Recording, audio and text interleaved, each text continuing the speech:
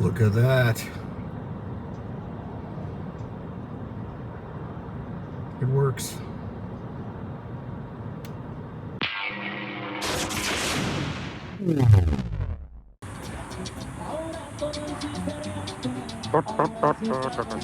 There's a tuba band out here. Boy, what a mess. Let's have a look. We're pouring this out here. Get the conduit and stuff together. Had to go move my car outside the gate because they were like, oh, you're not going to be able to drive over this till tomorrow. And I'm like, well, how am I going to get out? So I had to go put my car off in the neighborhood over there, one of my cars. This cracks me up. These dudes can't, you know, do any work without the tuba background music. It's like, really? Okay.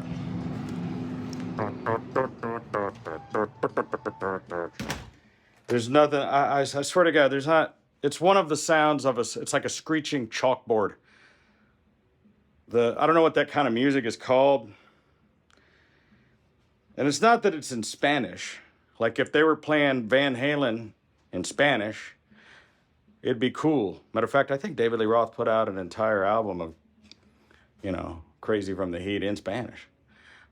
But the point is that, who the fuck listens to tubas? Wow, it's happening. There it is, the gate. It's 7 feet tall, it's 20 feet long. And it probably weighs as much as Rosie O'Donnell after a buffet. This is all gonna be powder coated red. All this tubing. The wheels built into the actual inline of the frame, which gets it perfect right down on the ground. Nice low clearance. Perfect clearance. Don't call me Shirley. I wish it was lighter out, I could see it, but it looks red. There are rollers. I like these big rollers. All right, we'll come back and look at it in the daytime. They're just dropping it off. These guys, they're out here early this morning, had this thing already put together and up, mounted. So I didn't get a chance to record any of the ongoings, but they've got this rail mounted to the concrete, and they drilled holes, put these bolts in. They put the panels on the fence, but not 100%. I gotta go back over and do it again. They just kind of got them tacked on there to hold together. I told them I was gonna probably rivet them together. So we did red and black, obviously. I was trying to think about what color to do. I thought about just doing it black. Most people do black, but it's a Videobob house, so it's gonna have red. And you're not gonna be able to climb that fence. I mean, look, people are gonna be like, oh, I could climb over this. We're gonna get rid of this cop car. Or at least I'm gonna move it out of here. I mean, yeah, you know, if you're pretty well-footed, you could jump over the wall, but that's a lot more work than just walking in. And also, you're not gonna be able to get a vehicle in. This will have a steel cage here with a door that, you know, I can walk through to check and go outside or whatever. And this thing is gonna operate pretty much only by my phone and through a keypad. There'll be a call box we're gonna mount. We're gonna have a call box here. You'll be able to call me and then I'll be able to open the gate for you. Otherwise, no. There it is from this side. Just a big red wall. Which, you know, I thought about putting that on the other side, which I could just flip the gate around. What you're gonna see from this side. See, I thought I should have the ribs on the outside to be slightly more attractive. And now wait till the sun gets on it, we'll see. I also thought it would help, it would discourage tagging. See, I picked this style of brick because the texture and the multicolor of it makes it less attractive. It's not so much of a canvas, you know? I mean, sure, you could still spray paint on it and stuff, that would suck. But, you know, when you have just a clean surface, I would imagine an artist would look at a clean surface like that and go, oh boy, I could put something there. So I decided, you know, I'll put that on this side. And I thought about having it perforated or something, but the whole point of it was so you couldn't see in. Because like if you look over here and you go, oh wow, this dude's got like cool cars. I want to come in there. So if they can't see at all in here, right? So like if you're standing here at the gate, you can kind of see right here. If I come back here, you're standing up here on the hill.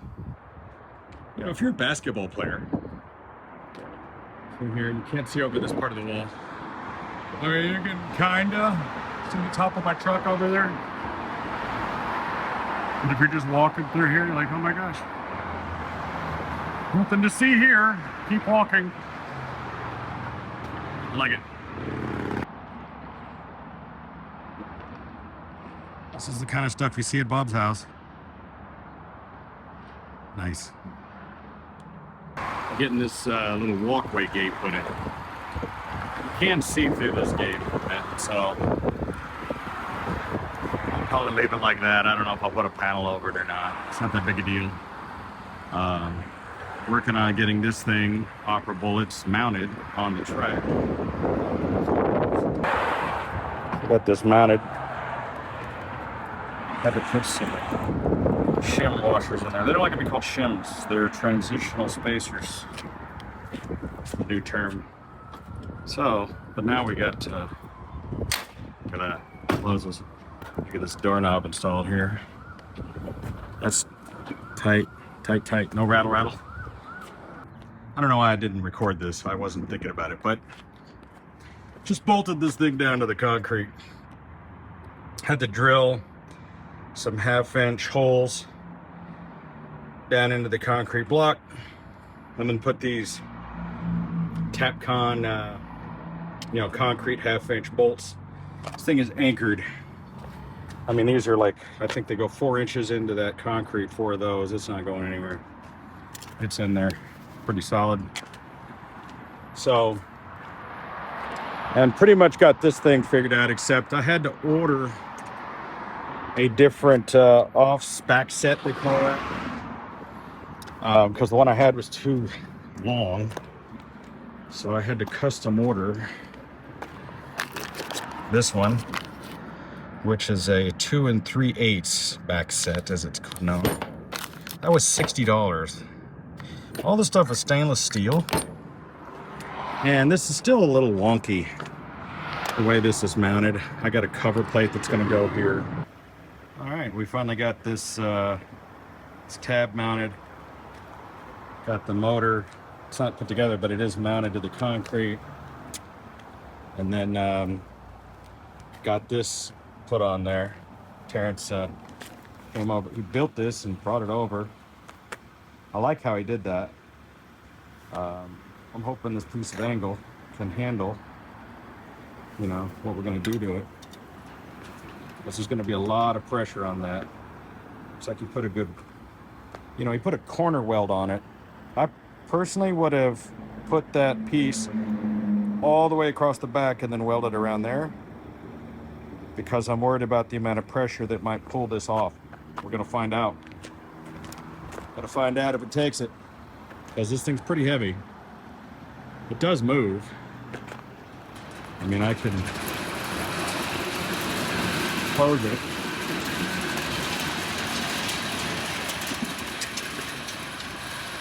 And there it goes. And that's how it'll appear from this side. I still got to get the rest of the screws in. We haven't got that done. But it moves pretty easily. I mean, relatively speaking. Be careful of that thing. I am putting it. It takes a little bit of effort, because it's heavy and it's uphill.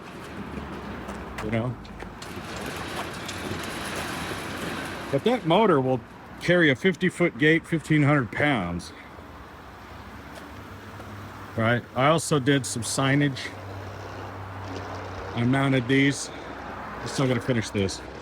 Mounted these metal signs that I got. Nice cast metal. So you'll probably think this is funny. I have this little Segway. I've had this for a long time. And I'm pretty good on it. Now, why do I have I have this because, well, I use it for stuff, but like, it is such a long walk from the front to the back of my property. When I have to run back and forth to grab a wrench, a screwdriver, look how long this is. I know, poor me. The guy with the giant property has to walk. But this thing is great. I'm really good on it. And so every single time I have to go grab something when I'm working around the property. I've gotten so lazy. But I mean, gosh darn, I mean, I'm walking like miles. And this thing hauls ass. And I can just, you know, go around the property. Look at me. And the thing is, dude, the thing it doesn't care. It'll go rocks. Like, this thing is sick. I mean, it'll go 15 miles an hour for 15 miles. How great is that? Yeah. I'm living in the future. I'm riding a hoverboard. They call it a hoverboard. I mean, you know, we were hoping to have actual hoverboards by 2015, and all we got were these things. That's close enough. I'll take it. I'm good on it. I mean, once you get proficient on it, seriously, like, you can just kind of, it's just second nature. And it's kind of a bummer that they're not, you know, they're not allowed in a lot of places. The Segways are a lot different than the ones they call hoverboards because they're more stable and they're a lot more expensive. This thing was $700 or $800 back when I got it. I think you can get them for like $5 now, but it's worth it because this one you can just drag with you. You can actually drive it remotely and you just step on and off of it and it's great. It's tripping how it just kind of sits there, right? It's like how it just, the technology is crazy. Like, really, its only limitations is the battery. But like I said, it's got enough battery. You can drive all over town in this thing. You can actually remotely drive it with your phone if you wanted to, which is goofy. But that technology is crazy cool. Come on. Oh my God. I have not been recording. Last couple of days, I have been working on this gate, okay? I have been laying on the ground there next to that thing on a mat for the last couple of days, trying to get this thing to work, trying to get it to open and close. And I was this close to making a whole new video. I'm still gonna, I don't want to clickbait the video, but I'm still gonna make this video, which you've probably already seen, that says, do not buy one of these LiftMaster. Don't do this yourself. I'm gonna tell you why. Because I have been on tech support on the phone all day. And I've called everybody who works on these here in Vegas. These guys with the loud pipes. I hope that's a cop going after him. That'd be great. No, it's an ambulance. Anyway, another reason I had to put up this gate in this wall. It is so gosh darn loud on this boulevard. I don't want to change the subjects anyway. So, when I initially wanted to get this gate and motor installed, as for those of you who've been following this saga now for 2 years, I was getting crazy quotes, man. They were telling me like $10,000, $15,000 to build this gate and motor. That was the quote I was getting. So I said, I need a 20-foot gate and I need the motor to open it. And I was getting quotes of about $10,000 to $15,000. Let alone, I spent 30 grand on this wall, right? The wall you're seeing just along this front area, that was $30,000. I spent $1,300 or $1,500 for the concrete that runs along here. Then actually, because I go back and forth from Vegas to Dallas, I actually went to King's Metals, for those of you who saw that video, and picked up the track and the rollers and the gate hardware that I was gonna need. But anyway, I looked at that estimate and I saw that this gate motor was listed there in the estimate, and I looked up the gate motor and I go, wow, I can buy one of these gate openers for $3,500 off of eBay. They're charging me like $5 or $6 grand for the thing plus install. You know what? I can do this. I'm a car builder, right? I build custom cars. I'm a fabricator. I'll just do this myself. Here's the problem that you're going to run into. The problem is that unless you already happen to be an expert in these, no one will help you. LiftMaster is only a little bit of help, because when you contact LiftMaster, they're going to tell you to go to one of the authorized dealers that you bought it from. And if you contact any LiftMaster authorized dealer and say, I have a unit that I didn't buy from you, they'll tell you to kick rocks. Oh, you didn't buy it from us? Get bent. Oh, you didn't pay us to sell it and install it? Kick rocks, buddy. Suck it. I mean, they're rude about it. I called, let me tell you, Western Gate and Door. They're the ones who gave me the initial estimate. And then, because I didn't buy it from them, when I asked them, I said, look, I already bought the motor. How much will you charge me to come build the gate and install it? They told me to F off. They were quite rude to me. Matter of fact, I mean, every appointment I tried to make with them, they didn't show up. They suck, okay? So don't call them. I mean, I guess call them if money's no object to you. I mean, maybe they do a great job, but they don't like people that don't, you know, they want to charge you 100% on your parts, and they want to charge you a lot of money to install it. And if you're cool with that, then give them a call. They weren't very nice to me. I called a bunch of the other people in town.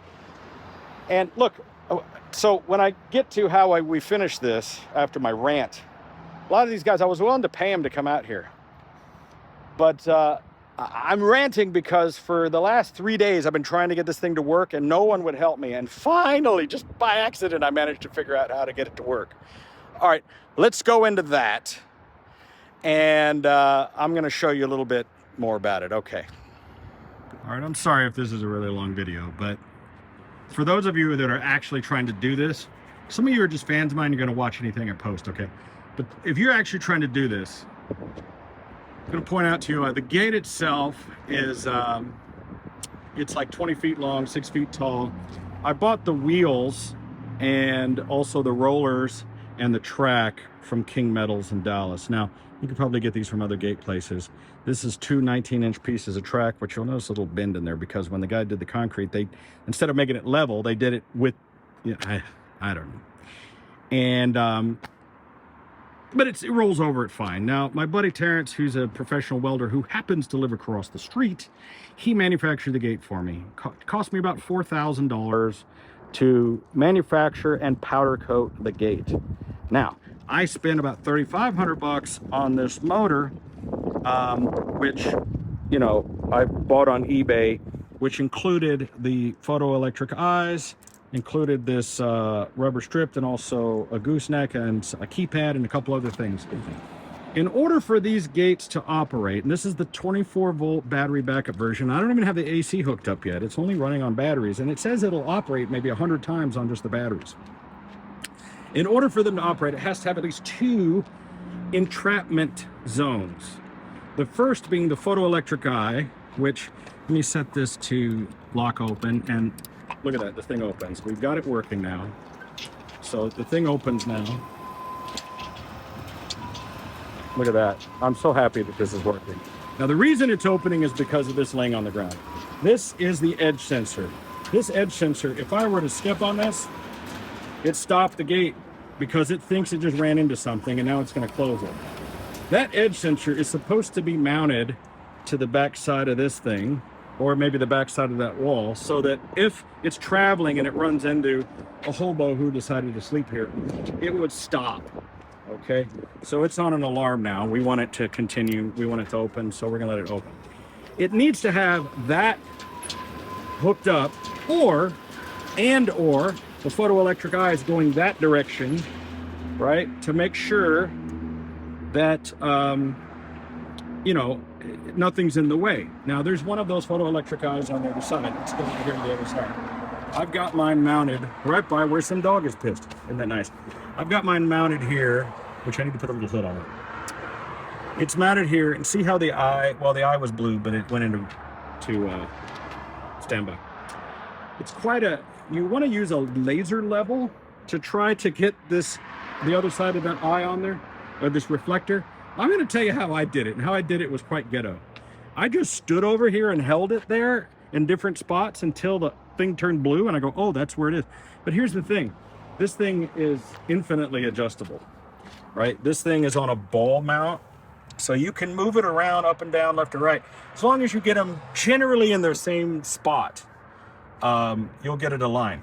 Now, you must have the photoelectric eye installed on your close. This is called the close. This is the area of travel of the car. Let's say you had a truck or trailer and part of your car is still hanging out. It will know not to close. Or if another car were coming behind you, it would, you know, like if somebody was tailgating you. Now there is a setting that will not do that, right? But it won't crush the car. So if you have it on no tailgate, what'll happen is if somebody tries to tailgate, it'll just stop where it's at and it won't open or close until they've backed up out of the way. And then when they back up, it'll continue to close, right? So you can have a no tailgate function if you want. It also has something called quick close, where it closes immediately, really quickly. So as soon as it opens, it closes, right? You can set the timer on this thing to hold itself open for up to a couple of minutes. That's done here on this little dial. This little dial here will let you put it up to, you know, 180 seconds, or is that minutes, whatever that is. 180 seconds, right? A couple of minutes. So I've got it set, well, right now I've got it set to off, which means when you open it, it just stays open until, I assume, you press the button again and then it closes. I could be wrong. No, I guess, so it just never closes. It just opens and then never closes. It doesn't have it, so it doesn't have a close. That's interesting. If you have it set to that. All right, the other thing that we need to do, which we haven't done yet, is we have to put in an induction loop. So we're gonna have a concrete guy come out, or a cutter. We're gonna cut a line. This line is gonna be cut in the ground. We're probably gonna have to remove this to do it. We're gonna have to cut in, and that line is there's gonna be a loop that goes all the way out to here. This gosh darn bottle, trash. All right, this is gonna get cut in so that when you pull a car up, it'll automatically open the gate. That way I won't have to use the button to open it. Okay, so here's where we were running into all kinds of problems. And let me get down here. Oof. See, when you're setting this thing up, you've got these three terminals. Close, eyes, interrupt, that's your electric eye. Just like Judas Priest, electric eye, okay? And then this is our little rubber deal here, our edge strip. It doesn't even need to be mounted. I mean, it just needs to be, okay? Then, I was putting it in the wrong place. Also, by the way, these terminals come off. Watch this. They come off, and then you can just screw into them easily. Stupid me, I didn't know that, and I was trying to, like, get all up in here. Oh, I pissed it off. It doesn't like that. Let's see, how does this go? It goes like this. Wait. Oh, it goes this way. See? There we go. Now, so that's tip number one. These come off. You can wire them in and put them back on because they're hard to mess with. You've got all these different settings and you just don't want to mess with them, okay? Now, one of the first things you have to do is set your open and close spacing. See where those wheels are? If this thing were to move past those wheels, this gate would fall right over on me and crush me. We need to add, I want to add another set of those wheels over there, and some sort of a bollard or something, because the frickin' gate fell on us the other day. Me and Chris were working on it. We pushed it past the thing. We weren't paying attention, fell on us, damn near killed us. And it took all of our might to lift this thing up. This thing weighs easy 1,000 pounds. It sucked. It sucked a lot. Now you've got your transmitter learn. This works really simply. You just press the learn button, then you press the thing you want the button to do, like open or close. So this is the issue. I have a one button remote.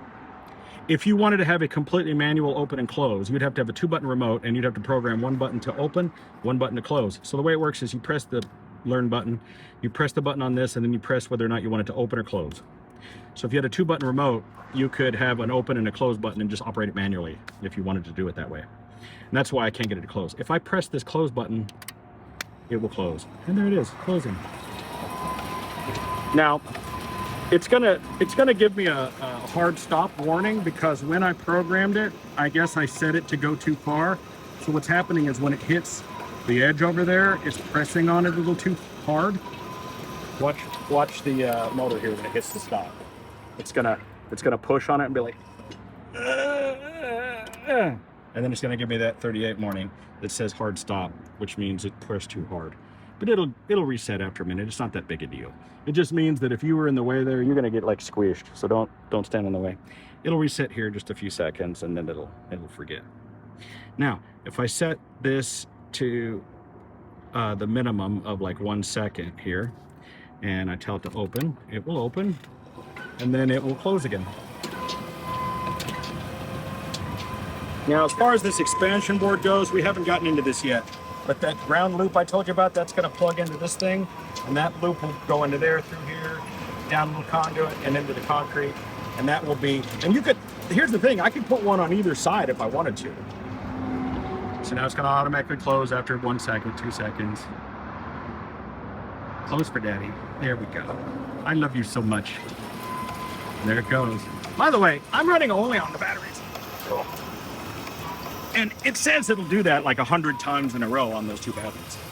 It's very efficient because it's a high torque system. And I can tell from the sound of that chain, I've got it a little too taut. So I might loosen it just a tad, and then I need to fix this resistance. That's something I'll do here shortly. I'll do that on my own. What else? What else can I talk about? Let's talk about the chain. When you get the chain, you're gonna have to cut the chain. I recommend going to Harbor Freight and buying a chain splitter.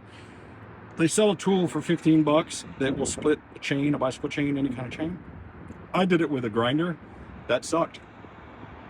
That was a pain in the ass. What else? What else? What other advice can I give you? See how we have these two wheels? I need one. I want one like here. I'm going to tell Terrence, I want him to build me one more of these and put it like here, like on this thing here, so that when this thing comes, I'd almost rather him move that one to here. That way when it opens, there's no chance of it ever falling off. So I need him to do that, because that's really a thing. That's why there's so many safety, it's the idiocies of America. That's why there's so many of these safety things, the edge sensor, the this. Look, there's never going to be anybody over here. And if a hobo decides to sleep on top of this gate and he gets crushed by it, I'm fine with it. Now, what I might do is I'm going to put a couple of cones or maybe a couple of permanent bollards right here. So that, let's just say I'm having a party and I have 100 people park over here. And some moron decides he's going to park all the way in here in front of the gate. And he's going to get hit by the gate. So what I'm going to do is I'm going to put a couple of bollards. I'm going to put like one right here and maybe one right here, so that there's no way that you could ever put anything in front of this gate, because people are stupid. So this thing's almost ready to get put back together. We haven't put the AC in. Ooh, I know what I was going to talk about. Is something that you may not have thought about. You move these batteries out of the way. I don't know if you can see this. I want you to see this. You can't see it. It's right there. Let me see if I can zoom in on this. You see that little pipe, right? When we were laying this thing out, as you can see, we ran this conduit pipe. It runs under this concrete here, and it comes out right here, and it's going to get tied in right there. I can't go out this gate because I don't have this configured properly. Maybe I can. I don't have this fixed yet. I'd need a pair of pliers to open this, or I have to open the gate. Well, just trust me on this. So what we did, you know what? I'll open the gate. Gosh darn it.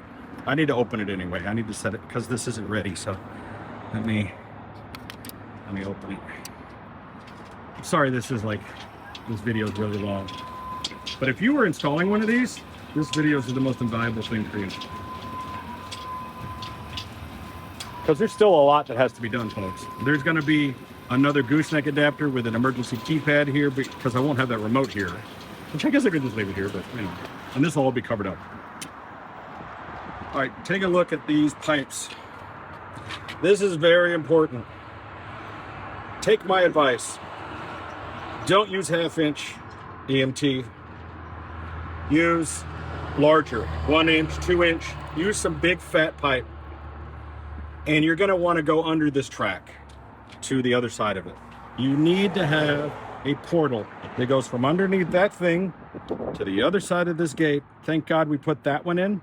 But let me tell you, the amount of work to get a piece of wire through that and up that thing was not happy. Because here's what happened. It just so happens that when I drilled this hole and put in that bolt, it went right through the center of that gosh darn pipe, which is why that bolt's out of there. I gotta go get a shorter one, because I had a big, long, like 5-inch bolt in there that went right through the middle of it, and I found out the hard way. So I've removed that bolt temporarily. It seems to be doing fine with that. I'm gonna go get like a 3-inch bolt, put it in there, it'll be fine. And so the lesson I learned is, if you're gonna use these conduits for fishing through later, see, these other ones we pre-wired. We laid the pipe down with the wire in it, just so that we didn't have to deal with it. See, we haven't wired all these posts yet, but you can't tell here. But underneath here, the wire's already in that conduit, right? And what's supposed to happen here is each of these pillars, see this wire's just hanging here? And that wire's coming out of a post that goes up and out the top of here. So there's gonna be a lamp post on top of here, and that's gonna get tied into there. There'll be a junction box, and then this will all be covered with rocks or concrete. We haven't got to it yet. But basically, that's how we're doing the whole thing, right? That's why you have this mess over here, because you've got 2 sets of conduit over here that tie together. One of them running to the gate, one of them running to the lamp posts that will connect here. This all junctions together. That one goes up to this lamp post. That one just comes from the other one. And all the way around the entire property is that way. And what's happening is each of these columns have a pipe coming out the bottom that will tie into. Now, these are going to be just LED lights. We probably won't be pulling 200 watts across the whole thing. Now, the thing about this motor is it uses very little power. It uses, like, all it does is charge these batteries. And these batteries can be charged off a solar charger in a couple hours. This thing uses very little power. And this is a commercial unit that's made to open hundreds of times a day. Like at the apartment complex over there, hundreds of times. It's gonna open like 4, maybe 6 times a day. So technically, I could run it just on batteries and come out here and swap the batteries like once a month, probably, if that was the case, if it was remotely. But if you were gonna have it remote located, just put a solar panel on it. It's $200 for the solar panel. And you could put the solar panel out there, or probably get a smaller one, it would work. But because it's a 24-volt system, that limits your solar panel ability.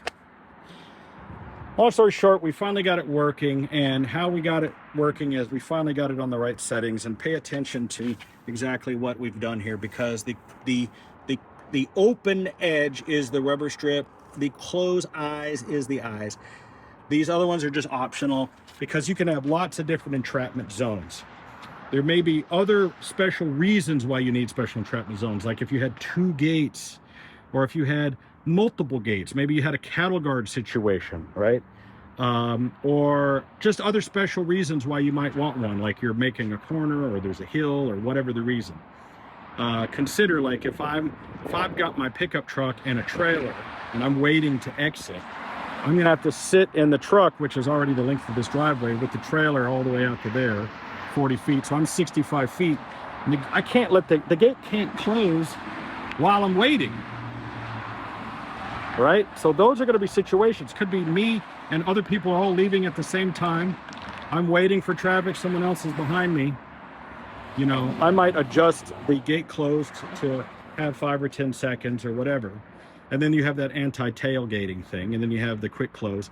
Those are for security reasons, where you're in an apartment complex or something, you don't want somebody to follow you in.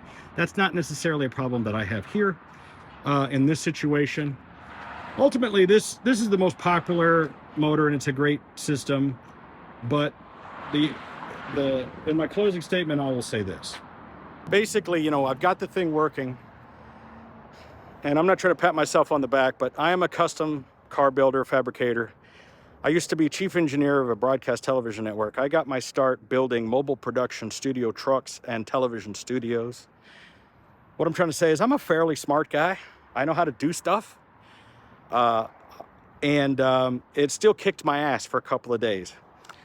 So my suggestion to you is, do not try to do this yourself. Do not try to install one of these gates yourself. I highly recommend you don't. I recommend that you hire someone to do it for you, because you're going to want their technical support. And unless you buy the unit from them and have them install it, they're not going to help you. I know that I can't get anybody to help me with this thing in town. I've tried. I called them. And you know what? Those guys are dummies, because if the guy would have came out, he goes, oh, I know what's wrong with this. And he could have charged me $500 and fixed it in 30 seconds. Now that I know what it's supposed to be. But the terminology used in these manuals and all of this, it's difficult to learn if you're a novice with the language. It's not that I'm not smart, it's just that I don't understand what they're talking about and how this board needs to operate. Now I kind of have a better idea.